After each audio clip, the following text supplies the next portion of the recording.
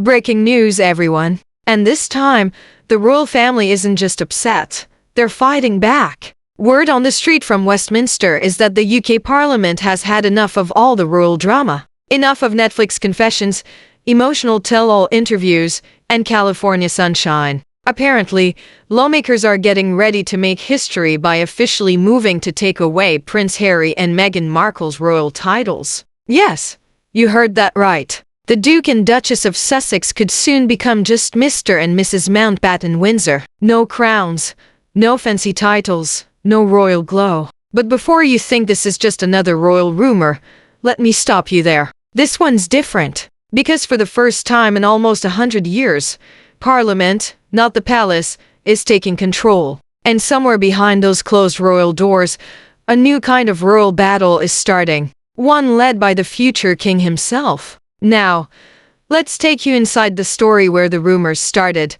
who's pulling the strings, and why the British crown is suddenly ready to do what it should have done years ago. If you hang around Westminster these days, you can almost feel the tension in the air. Walls that are hundreds of years old buzzing with secrets. After years of interviews, Netflix deals, and family betrayals, Parliament reportedly believes the royal family has failed to act, and they're ready to step in. According to sources close to the discussion, a new proposal is quietly being passed around the hallways. A letters patent reform bill. Now, if you don't speak royal language, that's basically a legal magic trick that decides who gets to be royal and who doesn't. And this one is said to target multiple names in one move. Prince Andrew, Beatrice, Eugenie, and yes, Harry and Meghan. Imagine it. One document.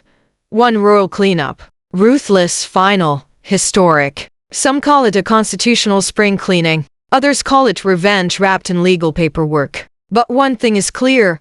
The patience of both Parliament and the British public has run out. This isn't about family arguments anymore. It's about the survival of the royal family itself. While Charles isn't sure what to do, another royal has already prepared for battle. Enter Prince William. No longer the polished heir smiling for cameras, but a man on a mission. Insiders whisper that behind the palace gates, William's anger has reached a point of no return. He's reportedly backing the parliamentary move from behind the scenes, convinced that the royal family can't move forward while Harry and Meghan keep making money off royal status. As one source put it, William's ready to cut off a limb to save the body, and that limb, guys, is his own family. William's patience broke long ago after the tell-all interviews, the Netflix documentary series, the memoir, and the endless headlines dragging the royal name through the mud. Now he's quietly building what palace insiders are calling the reform plan. Even more shocking,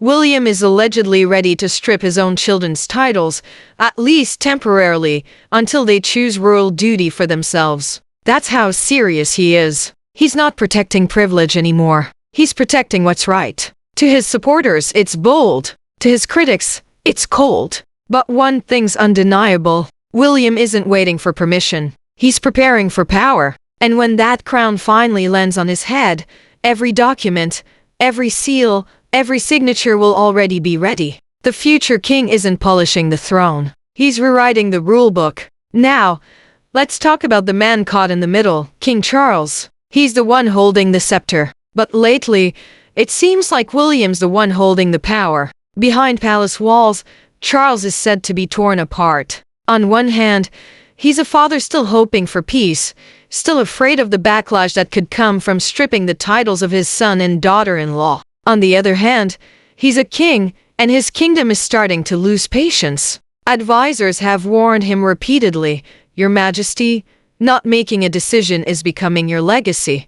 But Charles hesitates. He worries that the move will create a media firestorm, especially in America. He knows the headlines waiting to explode. King silences the Black Duchess. That fear has frozen him for months. But as one insider bluntly put it, you can't lead a kingdom while walking on eggshells.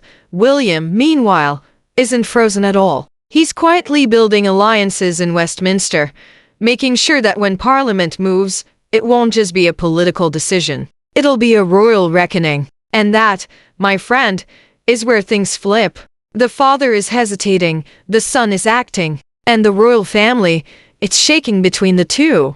one holding on to diplomacy, the other to destiny. Because in this new royal era, one truth is becoming crystal clear. The crown doesn't belong to whoever wears it. It belongs to whoever's brave enough to defend it. Oh, Meghan, Meghan, Meghan. The woman once celebrated as the modern Cinderella is now finding out what happens when the clock strikes midnight and Parliament holds the wand. Behind Montecito's perfectly landscaped gates, sources say Meghan's empire is shaking. The royal title she's built her brand on. The Duchess of Sussex isn't just her name anymore. It's her business card, her brand identity, her golden crown emoji. Every deal, every interview, every luxury partnership quietly leans on those four royal words. But with Parliament sharpening its knives, insiders claim her team is scrambling. Contracts are allegedly being reviewed, rewritten, rebranded. If Meghan loses the Duchess title,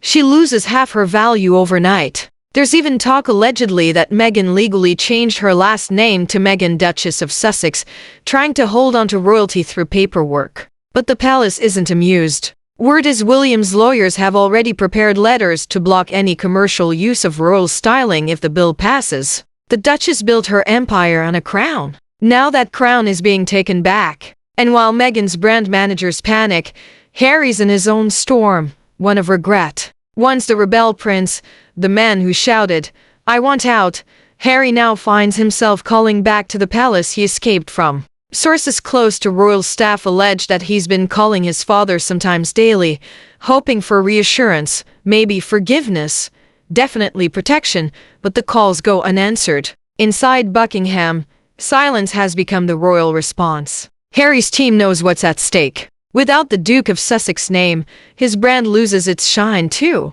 No Duke, no intrigue, no royal pull. Imagine being introduced at events as Henry Mountbatten Windsor. It just doesn't hit the same.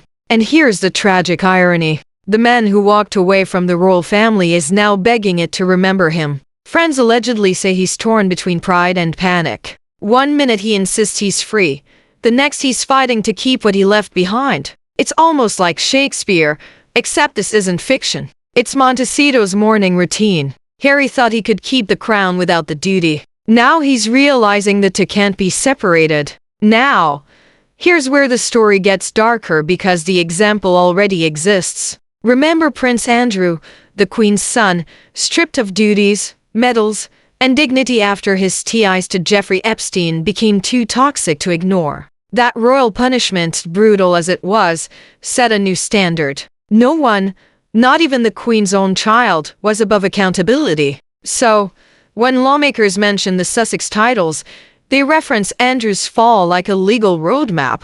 If we could act against Andrew, one parliamentary source reportedly said, we can act against anyone bringing the crown into disgrace. That's the quiet motto echoing through Westminster. Fairness through fire. William has taken that lesson to heart. He saw the royal family regain respect after Andrew's exile. And now he believes history can repeat itself. Only this time, it's not about scandal. It's about cleansing the royal family of hypocrisy. If Andrew lost his titles for shame, Harry and Meghan might lose theirs for betrayal. It's not personal, they'll say. It's precedent. Because deep down, even the royal family knows to survive the modern world, it has to show the world it still has teeth. Now, here's where things get messy. Because it's not just Harry and Meghan under Parliament's microscope anymore. It's their kids. Archie and Lilibet, born in California, raised in sunshine, and far away from royal duty, are suddenly at the center of a constitutional thunderstorm. Sources claim lawmakers are revisiting King George V's letters patent of 1917, the ancient rule that decides who gets to be a prince or princess. And this time, they want to update it. Word from Westminster. No crown for California kids. The argument is simple but harsh. Titles are for service, not souvenirs. If you're not serving the crown, you shouldn't profit from it. Allegedly, Meghan is furious, calling it erasure by law. She's said to feel like Parliament is trying to wipe her children's royal identity clean. But insiders clap back. This isn't about race or revenge. It's about relevance. It's the royal family drawing a line across the ocean, separating duty from dynasty. And whether people like it or not, History may soon mark Archie and Lilibet as the first royals to have their titles unwritten. But let's not pretend Parliament came up with this all by themselves. The public led the match. It started when sharp-eyed citizens noticed Harry and Meghan were still listed as working royals on the official royal website. The backlash was instant. Outrage poured in across social media and radio call-ins. Headlines screamed digital betrayal and remove them already. Petitions flooded Parliament demanding action. Ordinary Brits, taxpayers footing the royal bill, were saying, if they've quit the job, why are we still paying for the brand? And that, guys, was the final push. Parliament didn't act out of curiosity. They acted because the people demanded it. For once, the royal family isn't above the crowd. It's answering to it. The message is crystal clear. You can't benefit from the crown and mock it at the same time. This wasn't just royal scandal anymore. It was democracy flexing its muscles. By the time the reform bill reached its final draft, it had a nickname circulating among insiders, the Great Purge. One stroke of ink and half the family tree could vanish from royal status. The document allegedly lists 5 names: Andrew, Beatrice, Eugenie, Harry, and Meghan. 5 signatures, 1 bill, a royal family reborn. Imagine it. A midnight session in Westminster. The room quiet except for the sound of a single pen. The royal seal pressed into crimson wax. Names that once glittered in gold now quietly erased from the official register. To outsiders, it looks bureaucratic, but to the royals, it's biblical. William's influence is all over it. The precision, the fairness, the cold logic. If the crown is to stand another 100 years, he reportedly told an aide, it must be cleaned of confusion. This isn't vengeance, it's maintenance. The royal family, once cushioned by tradition, has entered its ruthless era. And just like that, it happened. William didn't gloat. Charles didn't speak. But everyone understood the royal family had drawn blood.